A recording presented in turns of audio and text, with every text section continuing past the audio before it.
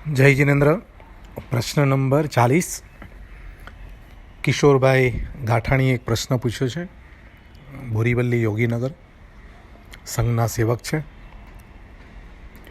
તેમનો પ્રશ્ન છે, આત્મામાંથી જે પર્યાય નીકળે છે એ પર્યાય ક્યાં જાય છે? કિશોરભાઈ, દ્રવ્ય, ગુણ અને પર્યાય દરેક તત્વની અંદરમાં હોય છે, દરેક દ્રવ્યમાં હોય છે. એટલે પહેલાં દ્રવ્ય શું છે, ગુણ શું છે અને પર્યાય શું છે? તો જે જીવ છે એ દ્રવ્ય છે અને જીવની અંદરમાં જ્ઞાન અને દર્શન એ એના ગુણ છે. અને જ્ઞાન અને દર્શનમાં થતા પરિણામ એ પર્યાય છે. એને સિમ્પલ રીતે આપણે સમજીએ તો સોનું અને સોનાના એ દ્રવ્યમાંથી બંગડી બને, એટલે આકાર બને. એ આકાર એનો પર્યાય છે. અને સોનાનો જે રંગ છે એ એના ગુણ છે. તો બંગડીનો આકાર એ પર્યાય છે અને એ પર્યાય જ્યારે ખતમ થઈ જાય ત્યારે પાછી એ સોનામાં આવી જાય. અને સોનામાંથી પાછી પણ બીજી વસ્તુ તમે બનાવી શકો. એમ દ્રવ્યમાંથી ગુણ અને પર્યાય, પર્યાય અને ગુણ આ સતત નિરંતર ચાલી રહ્યું છે. પર્યાય પરિવર્તનશીલ છે, ગુણ શાશ્વત છે અને દ્રવ્ય પણ શાશ્વત છે. એટલે સાગરની અંદરમાં જેમ તરંગો આવે અને એ જ તરંગ પાછા સાગરમાં ચાલ્યા જાય, તેવી રીતે આત્માની જે પર્યાયો છે એ પર્યાયો ઉઠે અને પાછી એ જ પર્યાયો આત્મામાં ચાલી જાય. પર્યાયનો વિલય નથી થઈ જતો. એટલે કે પર્યાય બહાર આત્મામાંથી ફેંકાઈ જતી નથી, પણ એમાં ને એમાં સમાઈ જાય છે. એટલે તમે જે પ્રશ્ન પૂછ્યો છે કે પર્યાય બહાર ચાલી જાય છે, બહાર જતી નથી, પણ દ્રવ્યની પર્યાય દ્રવ્યમાં જ પાછી સમાઈ જાય છે અને બીજી પર્યાય થઈને પાછી બહાર આવે છે. એટલે દ્રવ્ય, ગુણ અને પર્યાયનું સતત આ ચેનલ અનંતકાળથી ચાલે છે. દરેક દ્રવ્યની અંદરમાં દ્રવ્ય, ગુણ અને પર્યાયનો આ સંબંધ છે. બરાબર છે? જય જિનેન્દ્ર. જય જિનેન્દ્ર. પ્રશ્ન નંબર 41. નંદની બેને પ્રશ્ન પૂછ્યો છે, કઈ વસ્તુનું દાન કરવું જોઈએ અને કયા બાબતનો ત્યાગ કરવો જોઈએ? નંદની બેન, દાન પણ ધર્મ છે અને ત્યાગ પણ ધર્મ છે. દાનની અંદરમાં આપવાની ભાવના છે અને ત્યાગમાં છોડવાની ભાવના છે. દાન પણ ઘણા પ્રકારના છે અને ત્યાગ પણ ઘણા પ્રકારના છે. પણ દાનમાં ઉદારતાનો ભાવ હોય છે અને સામેની વ્યક્તિની જરૂરિયાત હોય છે. તીર્થંકર પરમાત્મા 4 પ્રકારના જે ધર્મ બતાવે છે તેમાં સૌથી પહેલો ધર્મ દાન બતાવે છે. દાનનો અર્થ છે બીજા જીવોને સહયોગી બનવું, ઉપયોગી બનવું. કઈ વસ્તુનું દાન કરો છો, કઈ વ્યક્તિને દાન કરો છો એ મહત્વનું નથી, પણ તમે જે આપી રહ્યા છો તેમાં તમારા ભાવો કયા પ્રકારના છે એ બહુ મહત્વનું છે. સામેની વ્યક્તિની જરૂરિયાત હોય તેને ધ્યાનમાં રાખીને આપવામાં આવે. વિવેકપૂર્ણ જેમાં આપવાની પદ્ધતિ હોય છે. શાસ્ત્ર પ્રમાણે તો જ્ઞાનદાન, અનુકંપાદાન, અભયદાન, આવા ઘણા બધા દાનના પણ પ્રકારો છે. પણ 9 પ્રકારના જે પુણ્ય બતાવ્યા છે, અન્ન પુણ્ય, પારણી પુણ્ય, લયન પુણ્ય, શયન પુણ્ય, વસ્ત્ર પુણ્ય, મન પુણ્ય, વચન પુણ્ય, કાયા પુણ્ય, નમસ્કાર પુણ્ય, આ જે 9 પ્રકારના પુણ્ય બતાવ્યા છે, તો તેમાં અન્નનું દાન, પાણીનું દાન, તેના થકી પણ તમને પુણ્ય ઉપાર્જન થાય છે. અને અકર્તા ભાવે જો કરવામાં આવે તો કર્મની નિજરા પણ થાય છે. હું આપવાવાળો નથી, સામેના વ્યક્તિનું પુણ્ય છે માટે હું તેમાં નિમિત્ત બનું છું, એવા ભાવ રાખવાના. દાન એ અભિમાનનું કારણ ન બને તેની પણ કાળજી રાખવાની છે. હું માત્ર નિમિત્ત છું આપવામાં. સામેના વ્યક્તિનું ઉપાદન થાય છે ત્યારે તમને આપવાનું મન થાય છે. તો દાન એ શ્રેષ્ઠ રસ્તો છે. દાન એ મોક્ષ માર્ગમાં ચાલવા માટેનું પહેલું પગથિયું છે. જીવોને સુખ આપવું, જીવોને શાતા આપવી, પછી વસ્તુથી મળે, શબ્દોથી મળે, તમારા વ્યવહારથી પણ મળે, અભય દાનથી મળે, અનુકંપાથી મળે. તો દાનનો અર્થ છે દેવું, આપવું, સહાયક બનવું, સહયોગી બનવું, અન્યના જીવોને સુખ શાંતિ માટે નિમિત્ત બનવું. એટલે દાનમાં ઉદારતા જોઈએ છે, જ્યારે ત્યાગમાં જ્ઞાન અને વૈરાગ્ય જોઈએ છે. જ્ઞાન અને વૈરાગ્ય વગર ત્યાગનો જન્મ થતો નથી. ત્યાગનો અર્થ એ થાય છે જેમાં પાપનું બંધન છે, જેમાં કર્મની આવકો વધે છે, જે મારા માટે જરૂરતની વસ્તુ નથી અથવા જેના વગર મને ચાલી શકે તેમ છે, તેવી બાબતોનો ત્યાગ કરવો. તો ત્યાગમાં પણ દરેકને અલગ અલગ બાબતની ત્યાગ ભાવના હોઈ શકે. તો ત્યાગ એ સૌથી શ્રેષ્ઠ માર્ગ છે, પણ ત્યાગની અંદરમાં હું જે ત્યાગી રહ્યો છું તેનું જ્ઞાન હોવું જોઈએ. હું જે છોડી રહ્યો છું તેના પ્રત્યેનો વૈરાગ્ય ભાવ હોવો જોઈએ.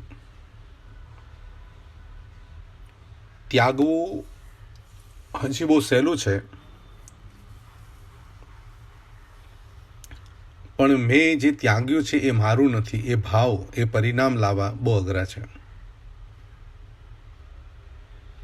સાહીણે ચય ઈ ભોએ સેહુ ચાઈતી ઉચ્ચઈ, એવું શાસ્ત્રમાં સૂત્ર આવે છે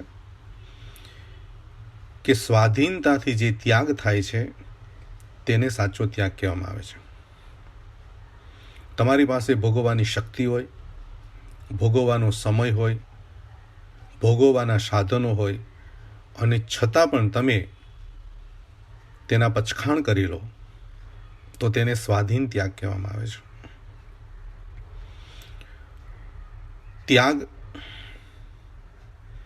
સમજણપૂર્વકનો હોવો જોઈએ, વૈરાગ્યપૂર્વકનો હોવો જોઈએ, પરાધીનતાનો ત્યાગ ન હોવો જોઈએ.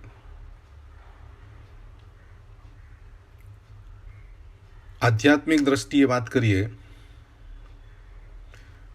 તો વિભાવનો ત્યાગ કરી અને સ્વભાવમાં ઠરી જવું એ સૌથી મોટો ત્યાગ છે. વસ્તુનો ત્યાગ હજી સરળ છે, પણ વૃત્તિમાં પડેલી આસક્તિનો ત્યાગ બહુ જ કઠિન છે. તો વસ્તુને છોડી દેવી, વ્યક્તિને છોડી દેવી, સામગ્રીને છોડી દેવી એ બાહ્ય ત્યાગ છે. પણ વસ્તુ, વ્યક્તિ અને તમારી સમૃદ્ધિ પ્રત્યેની આસક્તિ ભાવનો ત્યાગ થઈ જવો એ આધ્યાત્મિક ત્યાગ છે. તો નંદનીબેન, દાન પણ શ્રેષ્ઠ છે અને ત્યાગ પણ શ્રેષ્ઠ છે, પણ દાનમાં અકર્તા ભાવ રાખવાનો છે અને ત્યાગમાં જ્ઞાન ભાવ અને વૈરાગ્ય ભાવ રાખવાનો છે.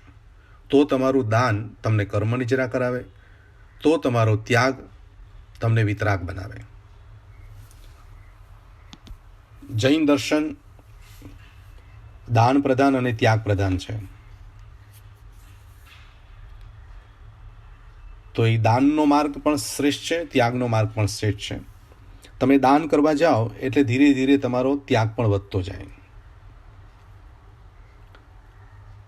તો દાણાન શેઠમ અભયમ પયાણમ, જીવોને અભયદાન આપવું અને જીવને પદાર્થો તરફથી પાછો વાળવો, આ બે સાધના છે, દાન અને ત્યાગ. બરાબર છે નંદનીબેન? તો જેટલો પણ શક્ય બને મનુષ્ય ભાવમાં આવીને દાન ભાવના શ્રેષ્ઠ કરીએ. અને દાનનું ક્ષેત્ર તમારે નક્કી કરવાનું કે અન્નદાન કરવું છે, પુણ્યદાન કરવું છે, જ્ઞાનદાન કરવું છે, વસ્ત્રદાન કરવું છે, એ નક્કી તમારે કરવાનું છે. ત્યાગમાં પણ તમારે જ નક્કી કરવાનું છે કઈ વસ્તુથી મને મારા પરિણામો દૂષિત થાય છે, મારા ભાવો બગડે છે, તો એ વસ્તુનો ત્યાગ કરવો, એ સ્થળનો ત્યાગ કરવો. તો ત્યાગ પણ તમારે જ નક્કી કરવાનું છે અને દાન પણ તમારે જ નક્કી કરવાનું છે. પણ એટલી શરત છે કે દાનમાં ઉદારતા અને ત્યાગમાં જ્ઞાન અને વૈરાગ્ય ભાવ આપણો મજબૂત હોવો જોઈએ. જય જિનેન્દ્ર. સર્વને જય જિનેન્દ્ર. પ્રશ્ન નંબર 42. પ્રશ્ન પૂછ્યો છે મયુરભાઈ શાહ, ગાંધીનગર. પ્રશ્ન છે સમોસરણમાં કેટલી ગતિના જીવો હોય છે? મયુરભાઈ, સંવત્સરણ એ દુનિયાની પવિત્ર અને શ્રેષ્ઠ ભૂમિ છે. આ સંવત્સરણનું સર્જન દેવોની ઇન્દ્રો કરે છે અને સમોસરણ એક એવું મંગલ અને પવિત્ર સ્થળ છે કે જ્યાં આગળ જીવ પહોંચે અને અનંત કર્મની નિજરા કરે છે. કેટલાક જીવો સમોસરણ જોઈને કેવળ જ્ઞાન, કેવળ દર્શનની પ્રાપ્તિ કરે છે. કેટલાક જીવો સમોસરણમાં ચડતા ચડતા કેવળ જ્ઞાન પ્રાપ્ત કરે છે. કેટલાક જીવો સમોસરણમાં પ્રભુને જોવા માત્રથી કર્મ નિજરા કરી કેવળ જ્ઞાન પ્રાપ્ત કરે છે. કેટલાક જીવો પ્રભુની દેશના સાંભળીને કેવળ જ્ઞાન પ્રાપ્ત કરે છે. એટલે સંવત્સરણ કેવળ જ્ઞાનની ભૂમિ છે. અનેક જીવોને કર્મોથી મુક્ત કરી દે છે. એવા સમોસરણમાં 4 ગતિમાંથી 3 ગતિના જીવો પહોંચે છે. નરકના જીવો આવી નથી શકતા. દેવલોકના દેવો, ઇન્દ્રો, મહારાજાઓ આવે છે. મનુષ્યો આ સભામાં બિરાજમાન હોય છે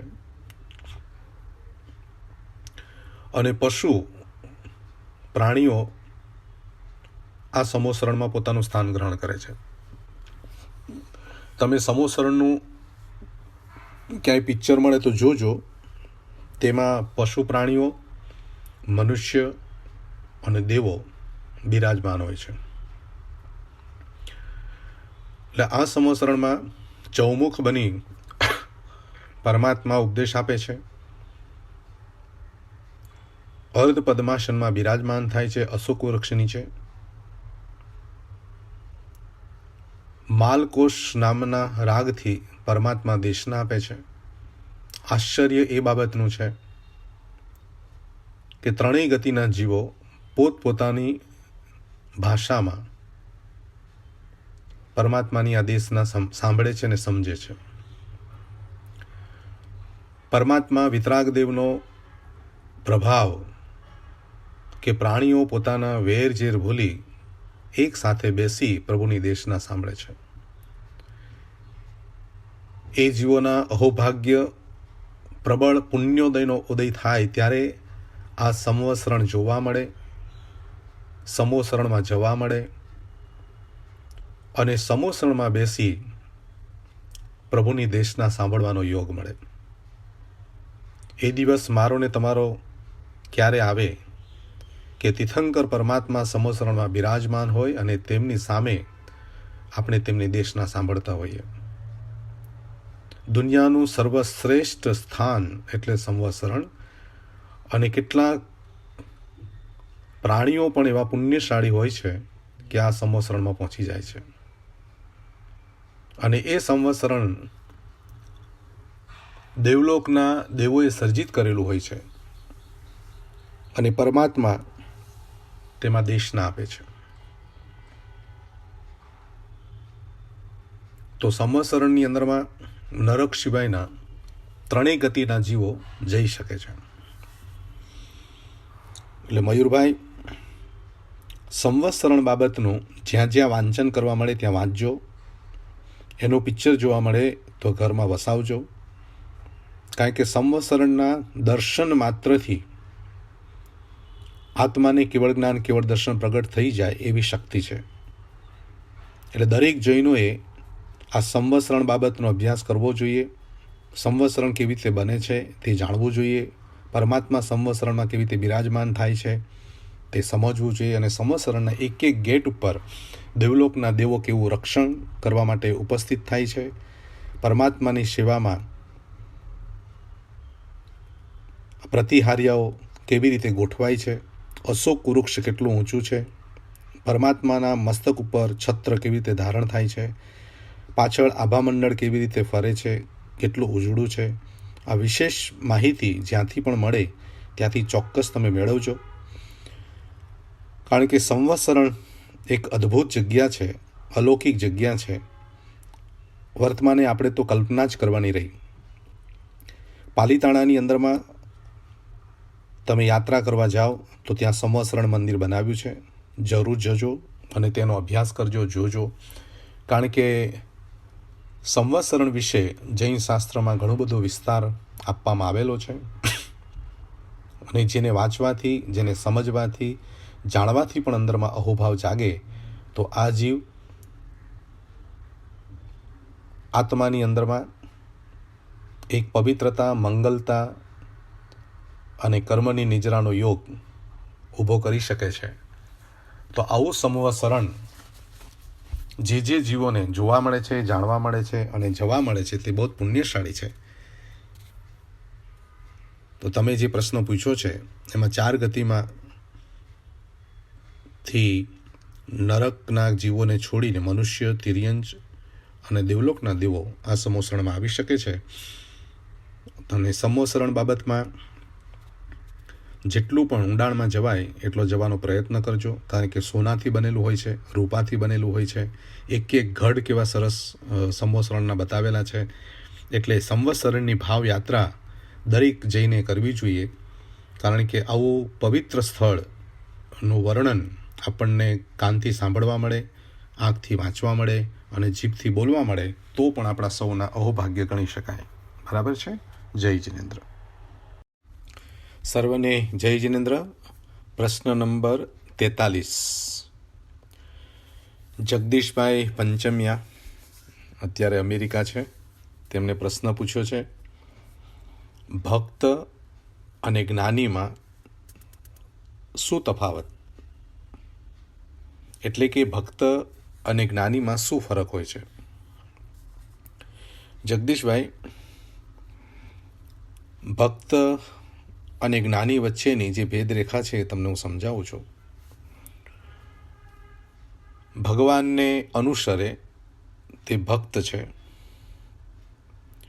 અને આત્માને અનુસરે તે જ્ઞાની છે. ભક્ત ભગવાનનો પ્રેમી હોય છે, ભાવનાનો પ્રેમી હોય છે અને ભક્તિનો પ્રેમી હોય છે. એટલે કે સમર્પણની દુનિયામાં જે સૌથી શ્રેષ્ઠ અને આગળ હોય છે તે ભક્ત હોય છે. એટલે ભક્ત બનવા માટે સમર્પણની જરૂર પડે છે, સરળતાની જરૂર પડે છે અને સહજતાની જરૂર પડે છે. ભક્ત બન્યા વગર સાધનાના માર્ગો ખુલ્લા થતા નથી. ગુરુના ભક્ત બનીએ તો ગુરુ તરફથી જ્ઞાન મળે, પરમાત્માના ભક્ત બનીએ તો પરમાત્માની અસીમ કૃપાનો વરસાદ આત્મા ઉપર પડે. એટલે જ્ઞાની બનવાનો માર્ગ ભક્તપણાથી શરૂ થાય છે. કારણ કે ભક્ત બન્યા વગર જે આત્મા જ્ઞાની બની જાય તેનામાં અહંકાર આવવાની પૂરી શક્યતા છે. એટલે ભક્તિ અવસ્થા એ આત્માને સરળ બનાવી દે છે, કૂણો બનાવી દે છે અને પોતાની જાતની અંદરમાં પડેલા અહંકારને ઓગાળી આપે છે. ભક્ત બનવા માટે પહેલી જ શરત છે હું નહીં પણ પરમાત્મા આપ છો. ગૌતમ સ્વામી ઇન્દ્રભૂતિ અવસ્થામાં બહુ જ બુદ્ધિશાળી હતા. વેદાંતનું જ્ઞાન અજબ ગજબનું હતું, પણ તે જ્ઞાન તેના માટે તારક ન બન્યું, તેના માટે કલ્યાણનું કારણ ન બન્યું, પણ અહંકારનું કારણ બન્યું. એટલે અહંકારી ઇન્દ્રભૂતિ ભગવાન મહાવીરની સામે લડવા ગયા. ભગવાન મહાવીરની સામે એમના 500 જેવા શિષ્યો લઈને વાદ વિવાદ કરવા માટે ગયા. ભગવાનને હરાવી દઉં, ભગવાનને હું બતાવી દઉં કે હું પણ જ્ઞાની છું, મારા પણ જ્ઞાનને આખી દુનિયા સન્માને છે. આ વાતની ખબર હું મહાવીરને પહોંચાડું.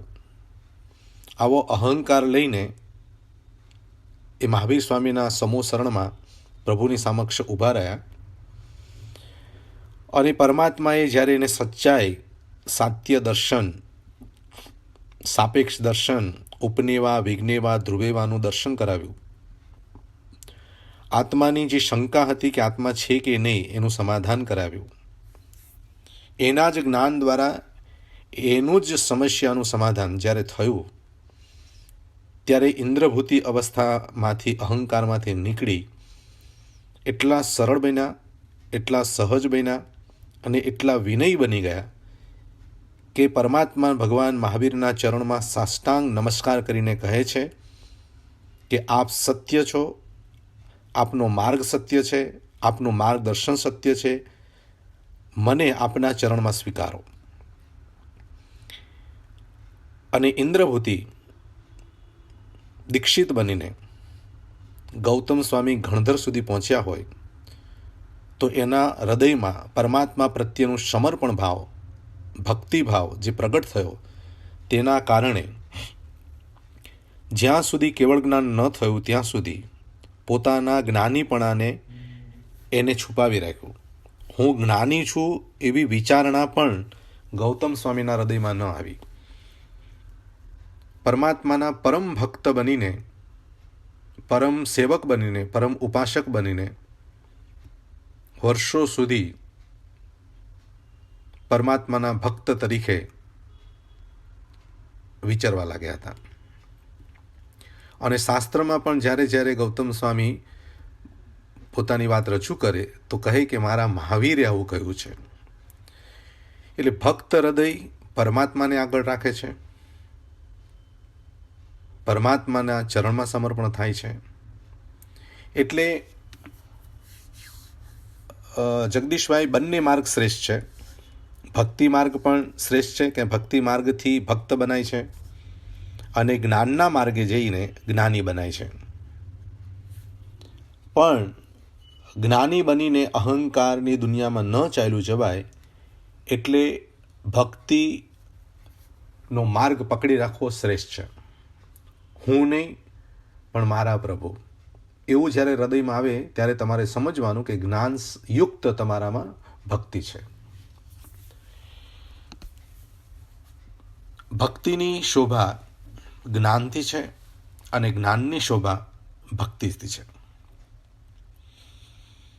મતિ જ્ઞાન, શ્રુત જ્ઞાન, અવધિ જ્ઞાન, મન પર્ય જ્ઞાન, 4 જ્ઞાન હોવા છતાં ગૌતમ સ્વામી બાળક જેવા ભક્ત બનીને મહાવીરના ચરણમાં રહેતા હતા. એવા અનેક દ્રષ્ટાંતો છે શાસ્ત્રમાં કે જ્ઞાનના શિખરે ચડ્યા પછી પણ જેઓએ ભક્તિનો માર્ગ મૂક્યો નથી. અને ભક્તિ એવો એક સરળ માર્ગ છે, એવો એક સમર્પણનો માર્ગ છે, જેમાં આત્મકલ્યાણ બહુ સારી રીતે થઈ શકે છે. આપણા અહંકારને ઓગાળવા માટે અને અહંકારનું સર્જન ન થાય તે માટે ભક્ત બનવું બહુ શ્રેષ્ઠ માર્ગ છે. આજે જ્ઞાની બનવાની દુનિયામાં ચારે તરફ દોડાદોડી ચાલે છે અને જ્ઞાની તરીકે પૂજાવા માટે પણ ઘણા લોકો આજે સમાજમાં દેખાઈ રહ્યા છે, પણ ભક્ત બનવા માટેની ભીડ બહુ ઓછી છે. અને જે પરમાત્માનો ભક્ત છે, ગુરુનો ભક્ત છે, એને માન, અપમાન, સન્માન, સત્કાર એને કાંઈ જ લેવા દેવા નથી. મને મારા ગુરુ જોઈએ, મને મારા પરમાત્મા જોઈએ. બસ આટલી જ એનામાં દ્રઢ શ્રદ્ધા હોય કે મારા પ્રભુ સિવાય મારે બીજું કંઈ ન જોઈએ અને મારે ગુરુ સિવાય બીજું કાંઈ ન જોઈએ. એના દર્શન માત્રથી તૃપ્તિ થાય, એમના ઉપદેશ માત્રથી આનંદ થાય, એમના સાનિધ્ય માત્રથી શાતા વળે, તો સમજી લેવાનું કે તમારામાં ભક્ત દશા પ્રગટ થઈ ગઈ છે. મીરામાં પણ ભક્તિ યોગ હતો, શબરીમાં પણ ભક્તિ યોગ હતો, હનુમાનજીમાં પણ ભક્તિ યોગ હતો, ચંદનબાળામાં પણ ભક્તિ યોગ હતો. આવા ભક્તિ યોગવાળા આત્માઓને ઇતિહાસમાં જોશું તો એમને પ્રભુને જીવન સોંપી દીધું હતું. તો જ્ઞાની બનતા પહેલાં ભક્ત બનવું અત્યંત આવશ્યક છે કે ભક્તિના માર્ગમાંથી જ જ્ઞાનનો માર્ગ ખુલ્લો થાય છે. પણ ભક્તિ વગરનું જ્ઞાન ક્યારેક આત્માને અહંકારમાં ન લઈ જાય, એના માટે બહુ જ સાવચેતી રાખવાની જરૂર છે. એટલે જ્ઞાન એ આત્માનું દર્શન કરાવે છે અને ભક્તિ એ પરમાત્માનું દર્શન કરાવે છે.